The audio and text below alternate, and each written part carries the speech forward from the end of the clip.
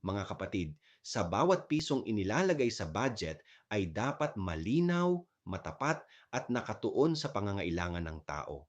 Pero sa nangyayari ngayon, bakit mas madalas nauuna ang proyekto ng politiko kaysa ang pagkain, eskwela at kabuhayan ng ordinaryong mamamayan? Sa ating pananampalataya, ang yaman ay dapat nagiging daluyan ng pag-asa, hindi paligsahan ng kapangyarihan.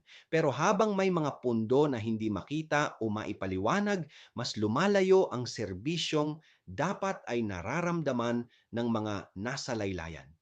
Mga kapatid, ang budget ay hindi ilang dokumento. Buhay ito ng mahihirap, pag-asa ito ng bawat pamilyang umaasa sa serbisyong dapat para sa kanila. At ang pamahalaang tapat ay inuuna ang tao, hindi ang sarili. Ako si Padre Jesse Galilea, may pusong Pinoy, kasama mo sa pananalig at pakikibakang panlipunan. Hanggang sa muli, mga kapatid.